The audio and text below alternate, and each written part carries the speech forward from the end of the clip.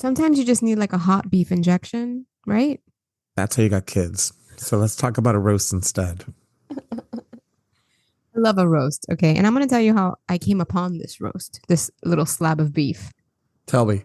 I was going to make carne con papa, which is like a beef stew, a Cuban style beef stew, which is beef and potatoes. That and you get like a Delicious. stew meat. It's delicious. You get a stew meat, which is notoriously hard. What's the word? Like it's not tender. No, it's like a chewy, rubbery style Yeah. of meat. It's And not. it It's not the type you normally eat. no, it needs pressure or a long cooking time to become Right. like fall apart delicious, right? But when I went to the Aldi to buy it, I noticed that it wasn't pretty, number one, which happens a lot at the Aldi. I don't know about your Aldi, but my Aldi sometimes misses the mark. It can happen. And it was like 7.99 a pound. And then I looked upstairs and I saw its friend, the chuck roast, which is the same cut, but it was $5 a pound. Okay. And it was just one big chunk of meat. And I said, fuck, if I have to cut it, I'll cut it. If not, I'll just make this bitch into something else. Right. Right. So I called you up and I said, you know what? I think I'm going to give this thing the short rib treatment. So that's what I did. I cut it up into like big fat squares. And this, my friend, is how you make a roast a la Mariela when she's not planning to do it. Are you ready? Tell me. Tell me. Okay. You get the big slab of meat and you cut it up into squares, right? Big fat squares. Great. You put it into your, what's that pan called? The big, with the heavy one with the lid. I can't remember. Pressure cooker. No, dude, the one that you, like you can bake bread in it. The heavy Like bottom like a cast pan. iron. Yeah, like you know the one. Like it has a name, like the Le Le Creuset. Creuset. Le Creuset. The Dutch oven. Yeah, thank you. Okay, so you put some fat in your Dutch oven, and you. Oh, wait a minute. You know what I did do? Let me give you this. I left it out for like 30 minutes to get like Mhm. room temp. I think that's Yeah. kind of important. And I salted it, and I left it out salted to get salt to get room temperature. And then I took a paper towel and I blotted it to get all the extra moisture that the salt drew out. Hmm. Then I went ahead and browned it in fat, all sides. Took it out. I used a lot of that fat. Not a lot. I would say, actually, I don't think I threw any fat out because this cut is not very fatty. Hmm. Okay, left the fat in there. I went ahead and I got an onion. I quartered it because when you cook it too little, it just disappears when you're cooking for a Yeah. long time. So I quartered it. I started to, what's that word? Saute it in there. I took like maybe a whole head of garlic because I bought garlic at the BJ. So I'm fucking garlic rich up in here, motherfucker. So I just took the shells off and I put it whole and I let it saute in there. Then I put the beef back in there. I added a little bit of water because it gets crazy hot and it's splattery. That's the thing I don't like about browning meat. I don't know about you. Does that bother you? It pisses me off a little bit. No, no, that's a weird thing to be pissed off about. You're cooking. I don't like a mess. I have like my things. Anyway, so then I add a little bit of water so it could just kind of cool off a little. You know what I put in here that I think Mm, made all the difference? mm. Cloves. I put in like four Oh, cloves. that's interesting. Okay. In it, I put in four cloves. I put in some bouillon. Some bouillon. How do you say it? Bouillon. Bouillon. I say it how it's fucking spelled, Mariela. Bouillon. I put some bouillon powder. I put some garlic powder, onion powder, all anything that you have that is a flavor, put that shit in there. Or you can just use chicken stock, but I don't buy chicken stock anymore. I just have bouillon and I add water and boom, stock. Yep. I just use bouillon now.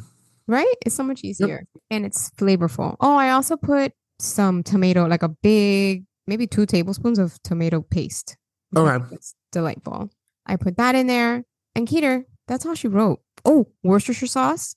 I was just about to say that. Shut the fuck up. I was just about to say, oh, I bet you Worcestershire sauce will go really good in there. Yes, I Worcestershired it and then I covered it and I put it in the oven for 3 hours at 350.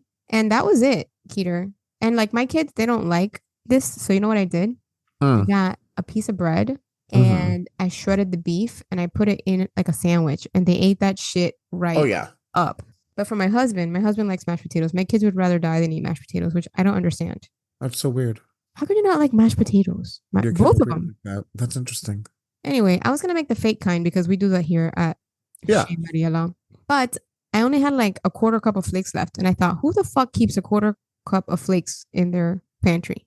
Me, this bitch. Why didn't I just throw it out the last time I used it, Eric?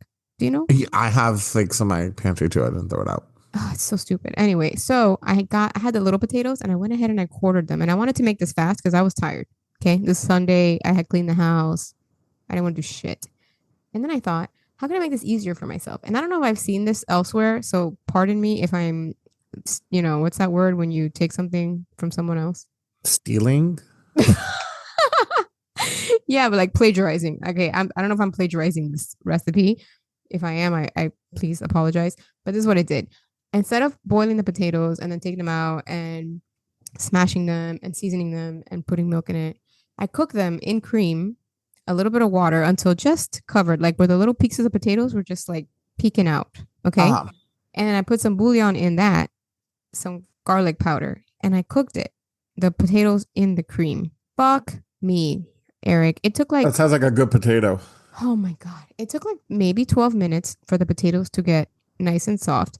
You do have to stir it because, it's cream, right? And cream has a tendency to want to bubble over. Yeah. But the starch in the cream cooks in such a way where it is like the creamiest potato of your fucking life. And I gotta tell you that this is something you must try. And next time, I think I'm gonna put some whole garlic cloves in that shit because why wouldn't I? Then when it was done cooking, I just started with the back of a fork. I just started to smash it, and that's it. Eric, potatoes, like bada fucking bing. It's like hamburger helper of potatoes. Do you I know like why? this. You know Yeah, I why like I this. say that? Because hamburger helper, you don't have to boil the pasta separately. You just make everything in one pan. Right. That's the other beautiful thing about this. You don't have to be like, I don't know, multiple steps. The older I get, the more annoyed I become by Oh, I of agree. them. And you can just make this all in one place. And I promise you that these will be the creamiest, most luxurious mashed potatoes. Mind you, I didn't even skin my potatoes because I use the tiny baby ones. And Yeah. who has time to do that shit? No, no, they're not meant to be skinned. And usually I don't like potatoes with skins in it. It didn't even I bother me. do. I do. You really? I like mashed potatoes with skin in it. Yep, Look at you. You I do. such I a like potato skin though. So I do. you're a textural maven over here. No, I am. Like I majority of food I eat is because of texture. It's because you have a touch of the we're a little neurodiverse here at the food FAQ. Right. Our neurons are diversing all the time. And that's it. And this is a meal you can make for, I would say, under $30, and it will feed your family. And it could feed like the two of you, bozos, for a few days. And you can make Right. sandwiches out of it. You could have meat and potatoes with the gravy that because when you make oh, this is another thing. When you make the pot roast, like don't add so much liquid to it. Okay. Just barely, like I would leave like a quarter inch of the meat out. Like, Okay. okay. Because if you add too much water, remember, it's going to also release its juices and its fat. So it will make this gravy. It doesn't need you. And if you check it, this is also another thing. Yeah, you're cooking it for 3 hours. Doesn't mean you can forget about it, y'all. In like 2 hours mark, the 2 hour mark, check it. Make sure it's not burning because mine needed a little more water at that point and I added it. And all you have to do is add water because the flavor is already there Right. and it's concentrated. So it doesn't, if you add any salt or any flavoring to it, it's going to overpower it. It's going to overwhelm Mhm. it. Then you just add water and then you'll have like the gravy that can go on top. It's like a little moat around the potatoes and then the beef is sitting on top of the mashed potato. My mouth is literally watering. I'm wet.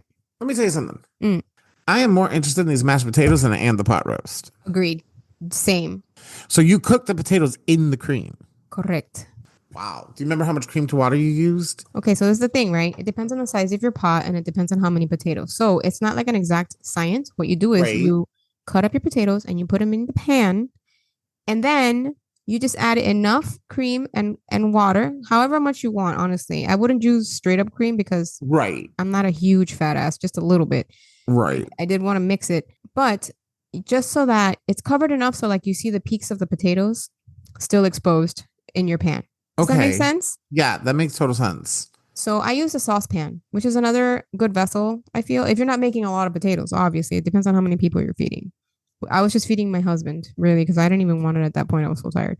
But, I used a small saucepan, and that's what I did. So you can, whatever amount of potatoes you're making, it's a good rule of thumb. You just leave the peaks of the potatoes exposed and you Hmm. boil it. And as you're boiling it, you'll see that the potatoes absorb all that juicy, Right. buttery. They glisten at the end. That's how like buttery they are. They glisten. That's interesting. And you don't need to add butter, obviously, because cream is really butter. It's It's liquid butter. fatty. Yeah. Yeah. And I encourage you to make potatoes like this for Thanksgiving, bat mitzvahs, birthdays, Thanksgiving, every make it like Yeah, this. this is not like an everyday potato, I feel. No, This is quite a heavy potato here. you're a heavy potato. Yeah, I am. That's my other nickname, Heavy Potato Eric. It is a heavy potato and it is a delicious potato and you need to make it on a for a Sunday. I love a Sunday dinner. Sundays Yeah, are me too. Me make too. me very happy. Me too. And yeah, Eric, are you gonna try this? I'm definitely gonna try this. Like, yeah, the powder sounds good and everything. I'm like more fucking interested in these potatoes. You could do that with even like chicken thighs that you broil in the fryer in the air fryer, and that could be Sunday dinner. Easy. Yeah. Yeah, I can. I'm gonna Or do this. I'm gonna do I these know you don't like potatoes. chicken What I'm gonna thighs. do. No, I don't like chicken thighs. But I'm But gonna do this. I'm excited. are you really, Eric? Because you I'm gonna sound do the potatoes like today. Are you really? I have leftover cream because I like, obviously I don't use cream like on the daily. Like it's something that like I use. Yeah. I guess we have Sparingly. potatoes though, but like it's something I use sparingly. It's usually like in a recipe, like 3 tablespoons of cream, and then I have like a whole fucking thing of cream left over. Yeah, that's kind of what happened to me, honestly. I had the cream from I forgot what the fuck we made that had cream in it. Something. We made something with cream and then I had it left over and it lasts for a long time, which is another beautiful thing about cream. It doesn't go Oh bad yeah, right cream away. lasts forever. At least nowadays it does. Wh- When do you remember it not lasting forever? I just remember milk and cream not lasting as long as it does now. For some When you reason, were the in the 80s. farm, No, bitch. Like your the mother never bought preservatives we cream. put in shit. Okay. No, your mother never bought cream. I don't see your mom buying cream. No, she was not a cream per. We did not have cream in our home, but I'm just saying. Would she bought milk though? My Like how you're brother getting, drank you're it. like, no, I didn't murder that person. You're like, no, you're like, no, no, no, no, no. Wait a minute. I just, I don't know where you got that analogy from, but we had milk. We grew up on skim milk actually, but we had milk, but but not cream. And not in my house either. We never had cream. mm-mm. Anyway, this is worth making. I promise that you will not regret it. And you can make it as a fancy side and people will wonder what you put in it because it's almost like it's not discernible because who's expecting that? No one. Right. Try that. Maybe add some cheese to it. I mean, you could really like, and then when you add the bouillon, don't be so heavy handed because It's very salty. Yeah, it was And very salty. I added both salt and bouillon and Oof. I don't recommend. If I had bouillon, I don't add salt. Why aren't you That's perfect? always my rule of thumb. Well, stick that thumb up your ass, okay? I didn't do that.